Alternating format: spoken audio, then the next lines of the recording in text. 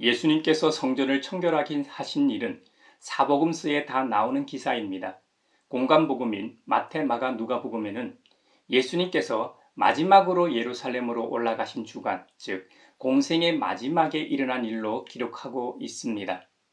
반면 요한복음에는 예수님의 공생의 초기에 성전 청결 사건을 위치해 놓고 있습니다. 요한복음이 공관복음과 달리 예수님의 성전 청결 사건을 다른 시기로 편집한 이유는 요한복음의 성격 때문입니다. 먼저 요한복음과 공관복음의 차이를 살펴보죠. 공관복음이 예수님께서 공생의 기간 약 1년 동안 갈릴리를 중심으로 사역 활동하시다 마지막에 십자가를 지시기 위해 예루살렘으로 한 번 올라가서 한 주가 머무신 것으로 보도합니다.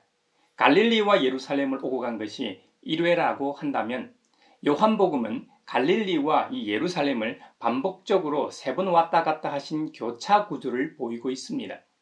공관복음에서는 유월절이 한 번 나오지만 요한복음에는 서로 다른 유월절이 3번, 2장, 6장, 12장에 나오기 때문이죠.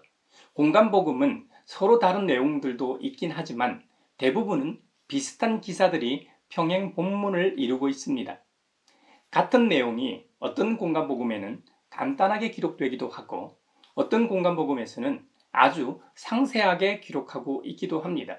예를 들어 예수님께서 세례자 요한에게 세례를 받으시는 장면만 비교해 보아도 누가복음에서는 예수님께서 세례를 받으시고 기도하실 때에 하늘이 열리며 성령이 비둘기같이 내려오시고 하늘에서 곧이어 넌 내 사랑하는 아들이라 내가 너를 기뻐하노라 하는 소리가 났다고 보도합니다.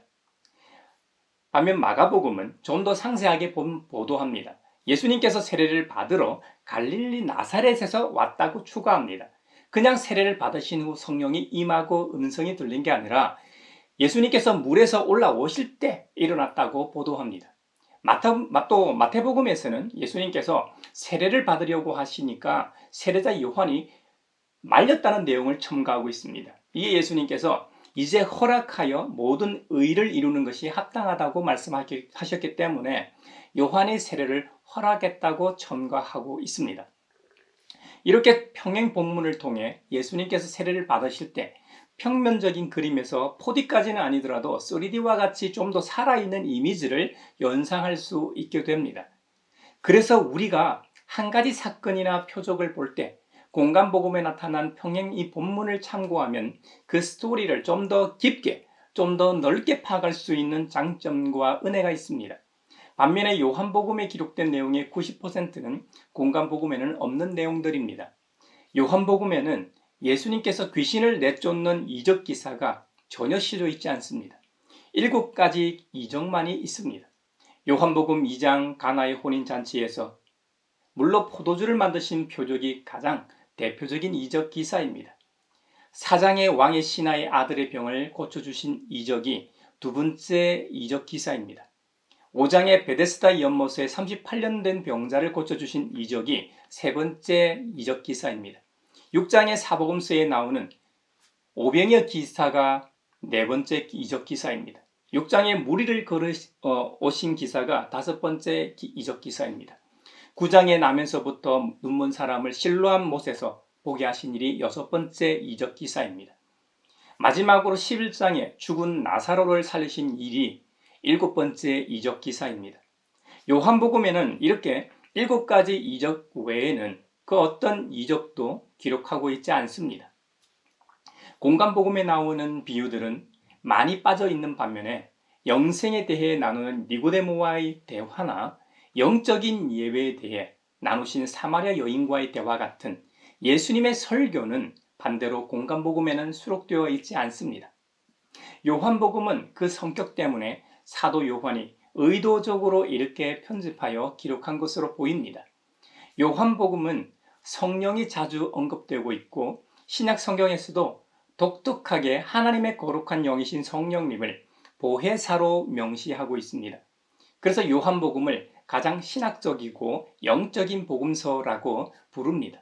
특히 예수님의 신성을 강조하고 있습니다. 공관복음에서도 사랑을 강조합니다만 특히 요한복음에서 사랑의 윤리, 서로 사랑하라는 새 계명을 주심으로 특별하게 사랑을 더 강조했기 때문에 요한복음을 사랑의 복음서라고 부르기도 합니다. 공간복음과 요한복음의 두드러진 차이 중 하나가 바로 오늘 본문 내용인 성전 청결 사건입니다. 성전 청결 사건은 제가 여러 차례 설교했습니다만 유대 사람은 누구나 유월절을 비롯하여 3대 명절을 철저하게 지켜야만 했습니다. 유대인의 3대 명절은 무교절로도 불리는 유월절과 칠칠절과 초막절입니다. 출애굽기 23장에서는 무교절, 맥추절, 수장절이라고 부르고 출애굽기 34장에서는 무교절과 칠칠절이라고 부르는 초실절, 그리고 수장절이라고 부르고 신명기 16장에서는 무교절, 칠칠절, 초막절로 부르고 있습니다. 그러니까 무교절은 유월절과 같은 것이고 칠칠절은 초실절, 오순절과 같은 것이고 초막절은 수장절, 장막절과 동일한 것이죠. 그러니까 성경에 이런 절기 용어가 나오면 유대인의 전통 3대 절기라고 생각하시면 이해하시기 편합니다. 여기서 하나 더 정확히는 유월절과 이 무교절을 구별할 수 있습니다. 유월절은 히브리 노예로 있던 이스라엘이 출애굽 전날 밤 죽음의 사자가 애굽 장자들을 죽일 때 어린 양의 피를 이 문설주에 바른 이스라엘 백성의 집은 넘어감으로써 구원받은 데서 유래된 절기입니다. 우리로 치면 독립기념일에 해당합니다. 유월절 희생 제물을 먹는 것을 의미하기도 하고 유월절 양 그 자체를 의미하기도 합니다. 후대에는 무교절의 의식들을 포함해 그 절기와 관련된 모든 의식들을 지칭하는 절기 용어였습니다. 무교절은 유월절 행사에 연이어 7일 동안 계속되었던 히브리인들의 축제였습니다. 이날 무교병이나 무교전병을 먹는데 히브리인들이 애굽에서 급히 탈출해야 했음을 상징하는 것이죠. 유월절과 무교절이 연이어 진행되기는 했지만 날짜는 엄연히 달랐습니다. 유월절은 니산월 14일 저녁에 지키는 것이고 무교절은 그 다음 15일부터 7일간 지키는 절기였습니다. 이 점은 예수님 시대에서도 확인 가능합니다. 예수님께서 사랑하시는 제자들과 최후의 만찬을 하신 장면을 여러분도 잘 아실 겁니다. 마태복음 26장에 보면 제자들이 무교절 첫째 날에 예수님께 말합니다. 우리가 선생님께서 유월절 음식을 잡수게 준비하려고 하는데 어디에다가 하기를 바라십니까? 하고 질문하는 장면이 나옵니다. 제자들이 이미 하루 전에 지낸 유월절 음식을 어디에다가 차리면 되겠는지 예수님께 묻기 때문이죠. 예수님께서도 유대인의 3대 절기 중 하나인 유월절을 지키기 위해 관습대로 신앙의 중심지인 예루살렘으로 올라가셨습니다. 그런데 성전에서 벌어지고 있는 참담한 장면들을 목격하고 격분하시게 됩니다. 참지 않으시고 노끈으로 책찍을 만들어 양과 소와 함께 그들을 모두 성전에서 내쫓으셨습니다. 돈 바꾸어 주는 사람들의 돈을 쏟아 버리시고 상을 둘러 엎으시기까지 했습니다. 예수님의 공생의 기간에 전혀 찾아볼 수 없는 모습입니다. 시장터로 변한 성전을 정화하시면서 예수님께서 말씀하십니다. 내 아버지의 집을 장사하는 집으로 만들지 말아라. 예수님께서 성전 자체를 부인하신 게 아닙니다. 성전에서 행해지고 있던 상거래를 중단시킨 것입니다. 당시 성전 전체에서 이런 일들이 벌어진 것이 아닙니다. 이방인의 뜰에서 행해진 상거래를 보시고 격분하셨던 것이죠. 광야에서의 성막이나 가나안 정착 후 다윗 솔로몬에 의해 건축된 최초의 성전이나 이후 2차례 더 건축된 모든 곳은 사이즈는 다 달라도 동일한 장소들로 건축되었습니다. 제일 안쪽이 지성소고 그 밖이 성소고 그 밖이 성전뜰로서 이곳에서 제사 제물을 잡고 피를 뿌리고 번제단에서 제물을 태워 분향했던 것입니다. 성전 건축이 소상하게 기록되어 있는 역대상하를 참고할 때 성전에는 여러 뜰이 존재했습니다. 예수님 당시처럼 제사장 뜰, 이스라엘 뜰, 여인 뜰, 이방인의 뜰과 같은 이름은 아니었지만 분명히 성전 안에는 여러 뜰이 존재했습니다. 제사장의 뜰은 제사장이 제사 제물을 잡고 제사를 행하는 장소였습니다. 이스라엘의 뜰은 유대인 남자들만 들어갈 수 있었던 장소고 여인의 뜰은 이스라엘 여자들이 들어갈 수 있었던 장소였습니다. 이방인의 뜰은 하나님을 믿는 이방인들이 갈 수 있는 공간이었습니다. 이것은 차별이 아니라 구별의 장소였습니다. 이방인의 뜰을 보아도 이스라엘이 아무리 선민이라고 해도 하나님께서는 구약 시대부터 이미 보편적 구원이 주님의 뜻임을 성전을 통해 보여주십니다. 그런데 이방인의 뜰, 바로 여기서 물건을 팔고 사는 상거래가 이루어지고 있었던 것이죠. 예수님께서 분노하고 비난하신 대상은 모든 사람이 아닙니다. 예루살렘에서 아주 멀리 떨어져 있어 성전에 와서 성전 재물을 사거나 성전 세를 지불하기 위해 환전하는 순례자들이 아니었습니다. 성전을 거래소로 변질시킨 재물 판매상과 환전상들에게 비난하고 분노하셨던 것입니다. 우리가 주목해야 하는 것은 예수님의 분노 이후입니다. 그동안 관례로 모두가 아무 문제의식 없이 잘 지내고 있었는데 웬 30대 젊은 랍비가 나타나 독불장군식으로 혼자 난리치는 모습이었을 겁니다. 그래서 그곳에 모여있던 유대 사람들이 예수님께 묻습니다. 당신이 뭔데 이런 일을 합니까? 무슨 표징을 우리에게 보여주겠어? 개역개정판에는 표적이라고 번역했습니다. 그러니까 예수님의 신성을 보여주기 위한 상징으로서의 기적을 가리킵니다. 당신이 무슨 권위로 이렇게 합니까? 당신이 이렇게 하는 증거를 제시해 보라는 것이죠. 이에 예수님께서는 유대인들에게 헤롯 대왕이 유대인들의 환심을 사기 위해 주전 20년경에 재건축을 시작하여 46년간이나 짓고 있는 성전을 헐며 사흘 만에 세우겠다는 황당무계한 말씀을 하셨습니다. 사실상 이루어질 수 없는 표적을 역으로 제안하였습니다. 여러분이 그 자리에 있었다면 어떤 반응을 보였겠습니까? 요즘 한국 사회를 보면 이해하기 힘든 장면들이 사회적 현상으로 나타나곤 합니다. 남자 축구 대표팀의 아시안컵 대회 이후 그 후폭풍이 아주 거셉니다.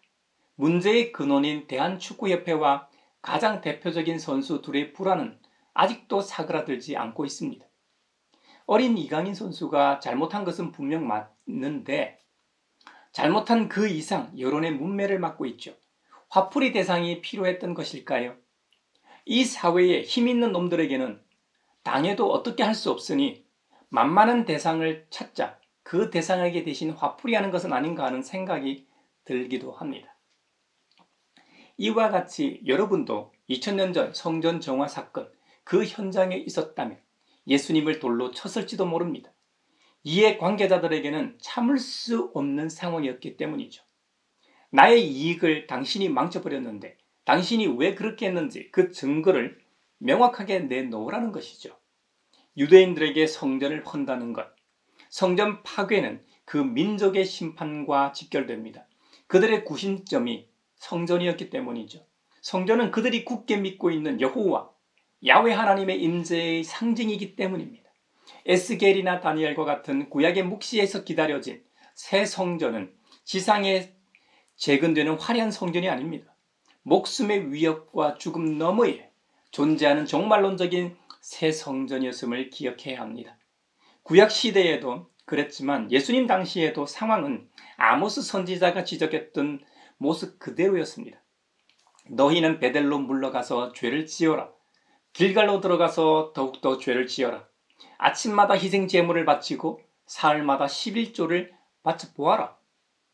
아모스 당시 북이스라엘 지배층이 약자들을 압제하는 사회적 악행이 만연했는데 그 악행을 지적하고 심판하는 경고입니다.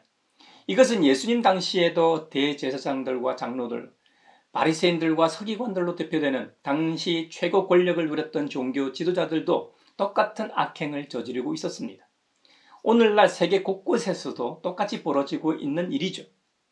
한국 사회에서도 지도층들이 자신의 뱃속만 불리기 위해 사회적 악행을 두려움 없이 행하고 있죠.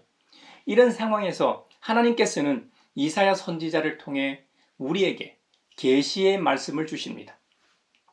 다윗 왕실은 백성의 인내를 시험한 것만으로는 부족하여 이제 하나님의 인내까지 시험해야 하겠습니까? 그러므로 주님께서 친히 다윗 왕실에 한 징조를 주실 것입니다. 보십시오. 처녀가 잉태하여 아들을 낳을 것이며 그가 그의 이름을 임마누엘이라고 할 것입니다. 원래 가해자는 자신이 범한 가해 사실을 가볍게 여기는 경향이 있습니다. 아니면 모르거나 말이죠. 남을 괴롭힌 이 엄청난 일을 작은 일로 여깁니다. 그러나 그 약자를 괴롭히는 일은 그 약자를 만드신 하나님을 괴롭히는 일임을 왜 모릅니까? 여러분 중에는 약자를 괴롭히는 사람이 없겠지만 혹 만에 하나 있다면 두려워하십시오. 하나님께 무릎 꿇고 사죄하고 그 당사자에게 가서서 잘못을 구하고 용서를 구하십시오. 안 그러면 하나님의 진노를 피하기 어렵습니다. 그래서 하나님께서는 우리에게 한 징조, 이 세상을 구원할 한 징조를 세상에 보내셨습니다. 처녀의 몸에서 아들로 다윗의 혈통을 따라 성육신하게 하셨습니다. 그 이름을 임마누엘이라고 하셨는데 임마누엘은 하나님이 우리와 함께 계신다는 뜻입니다. 저는 임마누엘이라는 이 말이 참 좋습니다. 하나님께서 우리와 함께 계시니 걱정할 필요가 없습니다. 두려워할 필요도 없고 무서워할 필요도 없습니다. 제가 개인적으로 참으로 부러워하고 닮고 싶은 인물이 요셉입니다. 요셉의 삶을 보면 일평생 은혜로 가득 찬 인생입니다. 요셉의 삶의 여정을 보면 형제들로부터 죽을 뻔했다가 겨우 버림을 받습니다. 노예로 팔려간 곳에서 자리 잡고 살만하니까 주인의 아내를 겁탈한 죄인으로 몰려 언제 죽을지 모르는 사형수 신세로 전락했다가 다시 살아나 이집트의 총리 대신이 됩니다. 그런데 그의 인생 여정, 은혜 행전에서 두드러진 것은 하나님의 함께 하심입니다. 하나님의 동행으로 말미암아 요셉은 항상 사람과 환경으로부터 은혜를 입었다고 성경은 증언하고 있습니다. 이뿐입니까? 모든 믿음의 선친들의 삶의 여정에 하나님께서 함께 하셨기 때문에 그들의 삶이 결국 은혜롭게 마무리하고 있음을 알게 됩니다. 그래서 저는 이 임마누엘이 너무 좋습니다. 임마누엘의 하이라이트가 우리의 구원자 예수 그리스도의 성육신입니다. 우리는 성육신하신 이후 구속사역을 하신 예수님의 십자가 사랑과 부활을 깊이 묵상하는 은혜의 사순절을 보내고 있습니다. 지난주에는 사순절 두 번째 주간이었고 오늘부터 사순절 세 번째 주간을 보내게 됩니다. 오늘 요한복음 2장 본문인 성전 청결 사건에서 우리는 큰 교훈을 얻게 됩니다. 예수님께서 이방인의 뜰에서 상거래하는 사람들의 장사를 방해하셨죠. 그래서 무슨 권위로 이렇게 하는지 표징, 그 증거를 대하라고 할 때 예수님께서는 너희들이 46년간 세운 성전을 헐라 내가 3일 만에 다시 짓겠다고 허망하고 허무맹랑한 말씀을 하셨죠. 오늘 본문에서는 유대 사람들은 이해하지 못했지만 예수님께서 성전이라고 하신 것은 자기 몸을 두고 하신 말씀이었다고 요한복음 2장에서는 기록하고 있습니다. 그 다음 구절이 우리가 새겨야 하는 말씀입니다. 요한복음 2장 22절입니다. 제자들은 예수께서 죽은 사람들 가운데서 살아나신 뒤에야 그가 말씀하신 것을 기억하고서 성경 말씀과 예수님께서 하신 말씀을 믿게 되었다. 예수님께서 말씀하신 성전은 헤롯 대왕이 46년간 지은 가시적인 성전이 아닙니다. 예수님의 부활로 말미암아 성령의 능력 안에 있는 새로운 성전을 가리킵니다. 6월절 어린 양 되시는 예수님 이전에 제사장을 통해 하나님께 회개하고 만남을 가졌던 성전이 아니라 원하는 사람은 누구나 직접 하나님 아버지께 나아갈 수 있는 종말론적 장소를 가리킵니다. 바로 그것을 이 땅에 마련하신 분이 예수님이십니다. 예수님께서 성육신하시고 이 땅의 공생애 동안 사역하신 이유입니다. 무엇보다 십자가에서 죽으시고 부활하신 참 의미입니다. 예수님 당시 아직도 짓고 있었던 눈에 보이는 헤롯 대왕의 성전을 붙잡고 있던 유대인들 입장에서는 예수님의 죽음과 부활로서 자신들이 붙잡고 있던 성전이 허물어질 것이라고는 상상도 못했습니다. 그렇기 때문에 예수님의 말씀의 진정한 의미를 이해할 수 없었을 겁니다. 근데 문제는 예수님의 제자들도 마찬가지였다는 점입니다. 좀 전에 읽었던 요한복음 2장 22절에서도 확인했던 것처럼 예수님과 3년 동안 동고동락 동행했던 제자들조차도 그 의미를 전혀 몰랐습니다. 제자들은 예수님께서 죽은 자 가운데서 다시 살아나신 후에야 성전을 헐고 3일 만에 다시 세우신다는 의미를 이해할 수 있었습니다. 예수님께서 말씀하신 것을 제자들은 예수님의 부활 이후에 비로소 온전하게 깨닫게 되었습니다. 성전 청결 사건을 온전히 이해하는 키는 예수님의 부활과 말씀이었던 셈이죠. 아마도 사도 요한이 성전 정화 사건을 공간 복음과 달리 공생의 초기에 배치한 것은 가나의 혼인잔치 표적과 함께 예수님과 예수님의 사역을 요약적으로 보여주기 때문일 겁니다. 무엇보다 유대인들이 하나님의 인재의 상징으로 인식했던 장소가 지금부터는 예수님의 몸이 되기 때문입니다.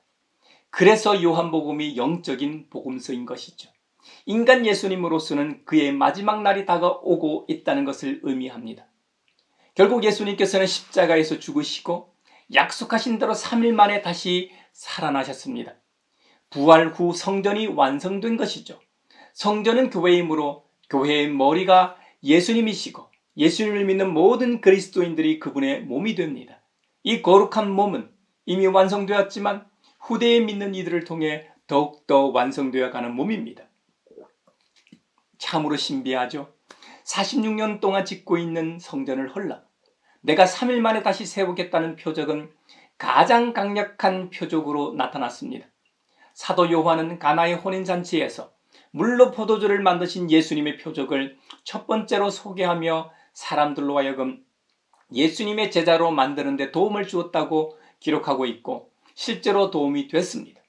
가나의 혼인잔치에서 물로 포도주를 만드신 공생의 첫 표적으로부터 시작하여 수많은 표적들이 그 증거이지만 가장 확실하고 강력한 표적은 바로 부활입니다. 예수님께서 친히 말씀하신 것처럼 나는 부활이요 생명이니 나를 믿는 사람은 죽어도 살고 살아서 나를 믿는 사람은 영원히 죽지 않는다고 하셨습니다.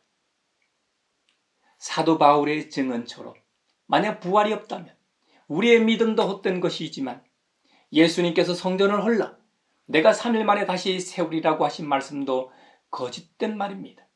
그런데 예수님께서 진짜로 부활하셨으므로 우리의 믿음도 진짜고 사람들이 보여달라고 요청했던 표적도 예수님께서 보여주셨던 것이죠. 사랑하는 형제자매 여러분, 우리가 믿음이 있다고 하지만 그 믿음이라는 것이 완벽하지 않다는 것을 알아야 합니다. 우리는 성령님을 통해 인격적으로 예수님을 만났습니다만 예수님의 제자들은 우리가 기록으로 만나는 예수님을 직접 3년 동안 동고동락 동행한 사람들입니다. 예수님과 함께 숨을 쉬며 먹고 마셨습니다. 그분의 실제적 땀 냄새와 피곤함, 사랑과 나눔 현장에 함께 있던 자들입니다. 그럼에도 불구하고 예수님께서 하신 말씀의 참 의미를 깨닫지 못하다 부활 이후에 비로소 깨달았습니다. 그러니 우리도 너무 자만하지 맙시다. 그러면서도 한편으로는 감사합시다. 제자들은 부활 이전에였기 때문에 몰랐다가 부활 이후에 깨닫지 않았습니까? 그런 점에서 우리도 부활 이후에 신앙생활을 하는 사람들이기 때문에 동일한 입장이고 똑같이 예수님의 말씀을 받은 자들이라는 점에서도 동일하지 않습니까? 아니, 제자들보다 더 유리한 입장입니다. 그들이 천재적 기억력을 가지고 있는 것도 아니고 지금처럼 영상이나 녹음을 통해 반복할 수도 없었던 점에 비하면 정경화를 통해 성경 66권으로 완성된 이 성경을 가지고 있는 우리가 신앙생활하고 믿음생활하기에는 분명 더 유리한 조건입니다. 사실 우리의 믿음은 부활 이후 비로소 시작이라고 해도 과언이 아닐 겁니다. 그러니 사순절을 통해 십자가의 사랑과 순환을 깊이 묵상하며 부활을 준비하는 우리 모두가 되길 바랍니다. 그래서 우리의 신앙이 더 깊어지고 우리의 믿음이 더 확고해지길 바라며 축원합니다.